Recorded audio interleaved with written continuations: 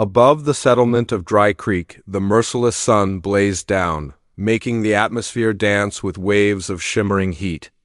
Eli Rollins narrowed his eyes against the brilliant light, while his mount plodded forward on the dusty path, each strike of the horse's hooves against. The parched ground sent clouds of crimson dust upward, coating everything his weathered leather chaps, his threadbare shirt, the moisture on his scun-darkened skin.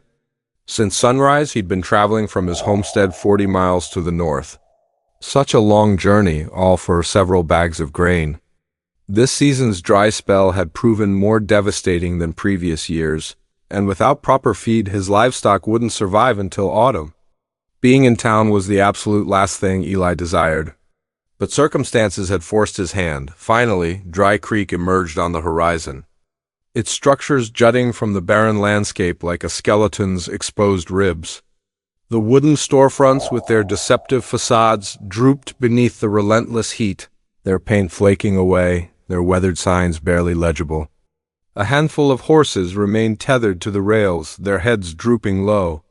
The atmosphere reeked of powdery earth, body odor, and the sharp scent of cheap liquor seeping from the nearby tavern. Dismounting before Morrison's Mercantile, Eli secured his mount and gave its overheated neck a gentle pat. "This won't take long, partner," he murmured. Stepping through the entrance, he found the temperature slightly more bearable, though the air felt thick and oppressive. Wooden shelving units groaned beneath fabric bolts, preserved bean jars, ammunition crates, and various implements. Chester Morrison, who owned the establishment, was engaged in conversation with a pair of cattlemen near the front desk.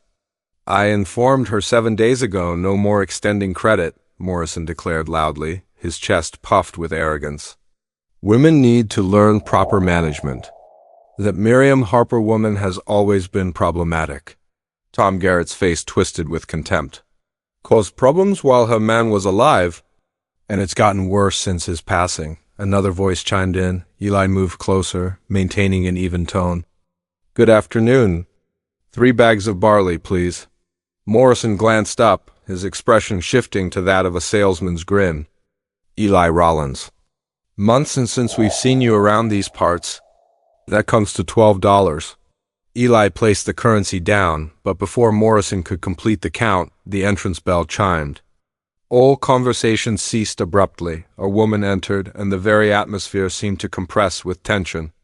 She appeared younger than Eli had anticipated, maybe 25 years old. Her ebony hair was secured in a simple bun at the nape of her neck. Despite wearing a worn calico dress that showed multiple repairs, she carried herself with spine straight and jaw raised, a quiet defiance that challenged everyone present to diminish her. "Mr. Morrison," her soft voice carried through the silence, "I require flour, salt, and a container of cooking fat." Morrison's expression hardened. "Payment in advance, Mrs. Harper. You understand my policy." From her modest coin purse, she withdrew what money she had and set it before him. Even from his position, Eli recognized it fell short of what she needed. Morrison tallied the coins with deliberate slowness, prolonging her humiliation. "This covers half the flour," he announced, satisfaction dripping from his words. "Nothing else?" "Then I'll purchase whatever this amount allows," she responded. Though her fingers quivered slightly, Tom Garrett's smirk widened. "Perhaps you ought to explore alternative methods of generating income. A woman alone must do what's necessary." Eli observed as Miriam Harper wheeled toward Garrett, fury blazing in her dark gaze. "I conduct myself with integrity, Mr. Garrett, something not everyone here can claim. Respectable women don't murder their spouses," the third man muttered. Just audible enough, the accusation landed like a physical blow. Miriam's complexion drained of color, yet she maintained her composure. "My flour, Mr. Morrison." Morrison leaned in, malice curving his lips. "Costs have increased recently. Those coins might purchase a cup's worth possibly." Eli's jaw clenched. He stepped forward and placed $2 silver beside her meager pile. "Include the lady's requirements with my purchase." The entire room went rigid. Miriam turned toward him, dignity wrestling desperation across her features. Standing this near, Eli noticed the sunken hollows beneath her cheekbones. the careful mending throughout her dress, the cracked leather of her footwear.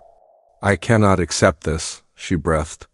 "You're not accepting anything," Eli stated calmly, directing his attention toward Morrison. "Your establishment overcharged me during my previous visit. This settles the account. Wouldn't you agree, Morrison?" The merchant's face flushed crimson, but he gave a reluctant nod. Unwilling to contradict Eli's unwavering stare, Miriam's voice wavered, but she forced it steady. "Flour, salt, lard, and a small portion of sugar for my daughter, if that's acceptable." "Whatever the lady requires," Eli confirmed. He turned aside, granting her the courtesy of privacy while Morrison assembled her order. The room remained utterly silent, though Eli felt the weight of hostile glares burning into his shoulders. He'd made his position clear now. He'd aligned himself with the settlement's pariah. When Miriam's supplies were prepared, she paused at his side. "I'm grateful," she said quietly. "I'll find a way to repay this debt." "That's unnecessary." "Ma'am?" Eli replied, touching his hat's brim respectfully for a heartbeat. She scrutinized his expression as though anticipating the hidden cost that typically accompanied such gestures of generosity. Finding nothing, she departed with her head unbowed, through the glass. Eli tracked her progress down the street. Her slight figure waited, down by both packages and something far heavier, the community's condemnation. "You've just made a serious error," Morrison grumbled. "That woman brings nothing but misfortune." Eli collected his grain. "From where I'm standing, a woman attempting to provide for her child isn't the source of anyone's troubles." Outside, the sun had begun its gradual descent toward the distant horizon. Eli climbed into his saddle, prepared to journey northward, yet his gaze followed Miriam, Harper's retreating form until she vanished into the impoverished district. He convinced himself it was irrelevant. He convinced himself he'd simply come for supplies. Yet, as he departed Dry Creek, her fierce spirit, her quiet dignity, and her unspoken battle remained with him. That day he'd crossed an invisible boundary, though he couldn't yet comprehend just how profoundly it would transform everything. 3 days afterward, when Eli Rollins discovered himself turning back toward that widow's dilapidated farmstead with seed corn tucked in his saddlebag, he abandoned all pretense. Something fundamental had changed. Something he couldn't simply ride away from any longer. 3 days following their encounter, Eli Rollins guided his mount back toward Dry Creek's eastern boundary, carrying more than just grain. He told himself he was merely transporting surplus seed that would otherwise spoil.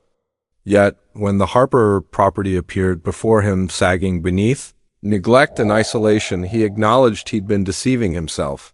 The dwelling leaned wearily, its covering patched with whatever materials Miriam had managed to scavenge. The front platform bowed dangerously, the surrounding barrier half collapsed. What had once flourished as a vegetable garden now stretched out as nothing but fractured, barren ground. A young girl, perhaps 6 years old, stood watching from the yard. She possessed her mother's dark coloring and those same grave eyes. No smile appeared. No welcoming gesture, just an observation marked by a weariness far beyond her years. Eli touched his hat respectfully, then secured his horse at the broken fence. Before his knuckles could strike the door, it groaned open. Miriam Harper stood in the threshold, kitchen blade gripped firmly in her hand. Her stance suggested a woman prepared to wage yet another battle in a seemingly endless war. Recognition softened her features slightly, though her hold on the weapon remained firm. "Mr. Rollins," she stated. "Eli," he corrected. "Brought some planting seed. Thought it might prove useful." Her eyes narrowed with suspicion. "Thought perhaps the destitute widow might appreciate charity? Thought perhaps someone attempting to cultivate vegetables during a drought could benefit from seed that's serving." "No purpose in my storage," he countered evenly. They faced each other, neither yielding position until Miriam exhaled deeply and lowered the blade. "I suppose you'd better step inside." The interior was sparse yet immaculate. 3 mismatched chairs, a wood-burning stove, and shelving displaying little beyond the provisions Eli had witnessed her purchase. Everything spoke of poverty held at bay through sheer determination. "Sarah," Miriam called, and the small girl entered, performed a polite curtsy, and positioned herself close to her mother's skirts.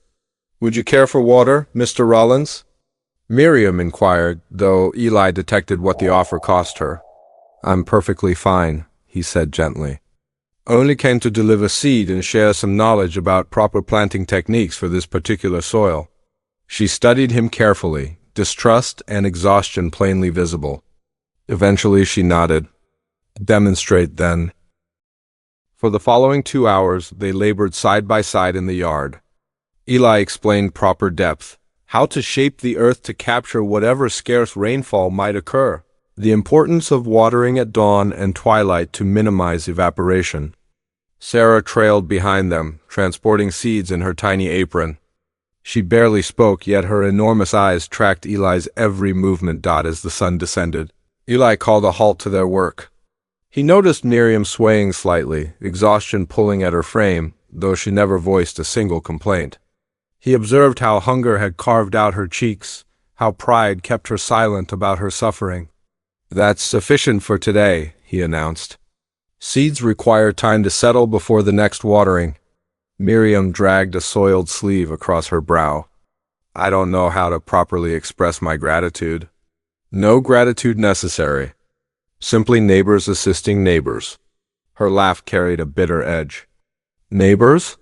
You're the sole individual in this entire settlement willing to be seen at this property." Eli offered no response. He simply collected his implements and moved toward his horse. As he mounted, Sarah stepped forward, her small face solemn. "Mr. Cowboy," she asked. "Yes, miss?" "Are you good or bad?" "Sarah." Miriam's voice sharpened with embarrassment, but Eli simply met the child's gaze directly. "I attempt to be good," he answered honestly. "Don't always accomplish it." "Why do you wonder about this?" The child's voice emerged quiet yet steady. "Mama says good men don't harm little girls. But the townspeople say cruel things to Mama, and they're supposedly the good ones." Eli felt those words pierce something deep within him. He dismounted, knelt in the dust to meet her at eye level. "Sometimes people become confused about what constitutes goodness and what doesn't," he explained. "They believe gossip rather than seeking truth. Your mother is a fine woman, Sarah. Never let anyone convince you otherwise." Sarah nodded gravely, then wrapped her thin arms around his neck. The embrace lasted only seconds, yet it accompanied him throughout his ride into the approaching darkness. That evening, storm clouds gathered across the desert. Rain pounded Eli's ranch, lightning fracturing the sky. He attempted sleep, but each thunder crash dragged his thoughts back to Miriam and Sarah in that crumbling structure. Were they protected? Were they safe? He tried convincing himself it wasn't his concern. Yet when another roar shook his windows, he abandoned the charade. Eli saddled his horse and ventured into the tempest. The trail had transformed into thick mud, rain blinding his vision. But he pressed forward until the Harper residence appeared during a lightning flash. Sarah's terrified. Wailing reached him before he arrived at the entrance. Inside, the roof was collapsing, water cascading through. The floor had already turned slick with mud. Miriam fought a losing battle, attempting to catch the deluge with buckets. "Let me assist," Eli shouted above the storm's fury. Miriam spun around, relief flashing across her face before she concealed it once more. "The roof's failing. I cannot stop it." "Gather what you need," Eli commanded. "We're relocating to the barn." She didn't protest, seizing whatever dry provisions remained while shoving garments into a sack. Eli lifted Sarah into his arms, the child clinging desperately to him, her sobs shattering his heart. The three of them stumbled through the downpour toward the barn, barely making it before another section of roofing collapsed behind them. Inside offered darkness but dryness. Eli repositioned hay bales to create a windbreak, constructed a small fire in an old metal container, and distributed blankets. He wrapped his own coat around Miriam and Sarah. "You'll catch your death from cold," Miriam objected. "I'll survive." "That child won't." They huddled together while the storm raged outside. Sarah's crying quieted, exhaustion finally claiming her. Miriam held her daughter close, her own hands trembling. "It's destroyed, isn't it?" she whispered. "The house?" Half the roof's gone, Eli admitted. But the walls still stand. Can be reconstructed? With what? She said bitterly. I spent my final coins on flour. We possess nothing. We'll discover a solution, Eli stated. There is no we, Mr. Rollins, Miriam answered quietly. This isn't your battle. Perhaps not, Eli said, his voice low yet firm. But I'm claiming it as mine. Her eyes glistened with unshed tears, though she struggled to maintain composure. Why? She whispered. Outside, thunder rumbled. Inside, firelight danced across Eli's features as he finally spoke. Because certain things merit fighting for. And I believe you and that little girl rank among them. Dawn arrived clear following the storm. But the Harper dwelling stood ruined, half its covering gone, water streaming down warped walls. Eli surveyed the yard in the early morning light, mud clutching at his boots, and recognized the structure couldn't withstand another such storm, returning to the barn. He found Miriam awake, Sarah still curled against her side. She regarded him with eyes reddened from sleeplessness, yet her chin remained elevated. You've already done more than enough, she said quietly. Return to your ranch before this destroys you too. Eli shook his head. I'll return tomorrow with lumber and implements. We'll build anew. Mr. Rollins, she began, but he interrupted. Eli, he corrected. And I don't abandon people I've chosen to support. The following morning, true to his promise, Eli appeared with a wagon laden with boards, nails, and tools. Together they demolished what couldn't be salvaged and constructed a fresh frame. Miriam labored alongside him with stubborn resolve, her hands forming blisters yet remaining steady.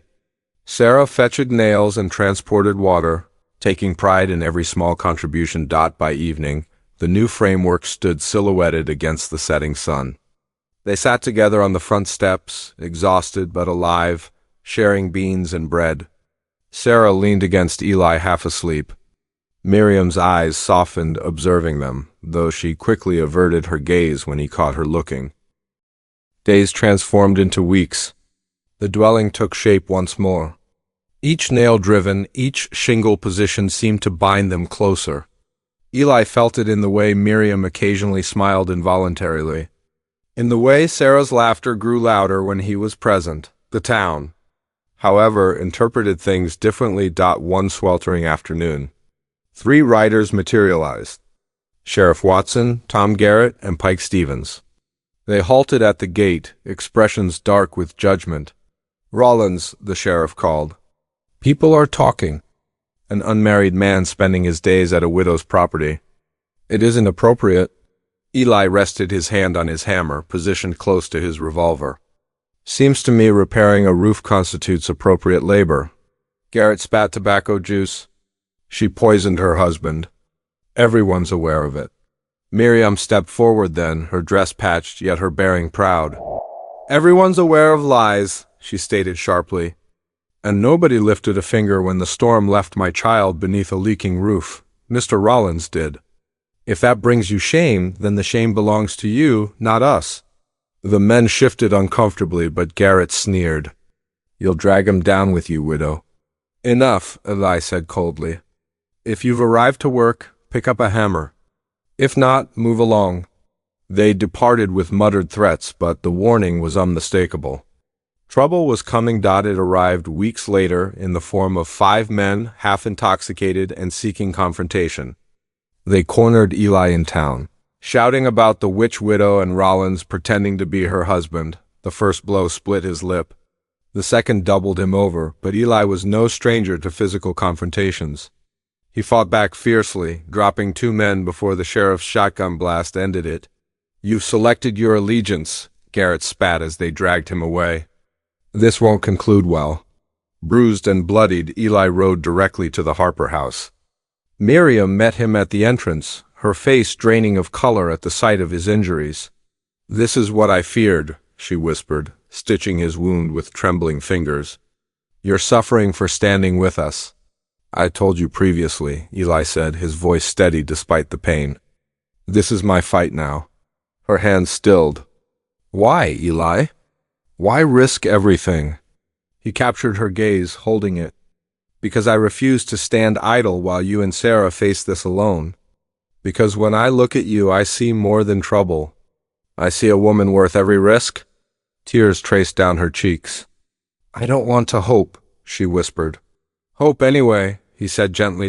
From that day forward, Eli spent more time at the Harper property than his own ranch. He brought provisions, mended fences, taught Sarah to ride a small pony. During the evenings, he sat on the porch with Miriam, the silence between them growing softer, safer, but danger still lurked. One night, voices shouted outside, stones crashing through the windows. Sarah woke screaming as mounted men jeered from the road. Eli seized his rifle and fired 2 shots skyward. The riders scattered into the darkness, but the message was plain: they would not be left in peace. The next morning, Eli made his decision. Pack whatever you can carry, he told Miriam. You're coming to my ranch. It's more secure there. Miriam hesitated, torn between pride and fear. But Sarah clutched Eli's arm, her small voice breaking through. Please, Mama, I want to live where the bad men can't reach us. And so, with little more than patched clothing and worn dishes, they abandoned the broken house behind. Eli's ranch was sturdier, more expansive, built through years of dedicated work. Miriam stood on the porch that first evening, Sarah sleeping inside, the stars vast above them. She turned to Eli, her voice unsteady. What are we doing, Eli? He took her hand, his rough palm against her delicate fingers. Building something new, he said simply. If you'll permit me. Her eyes shimmered in the starlight, fear and longing battling within. Then slowly she nodded. From that moment forward, Eli Rollins's path changed forever. He had traveled to Dry Creek for barley. Instead, he had discovered a widow and her child. And with them, the family he hadn't realized he'd been searching for, and together, despite gossip, storms, or violence, they would fight for the life they had begun to build.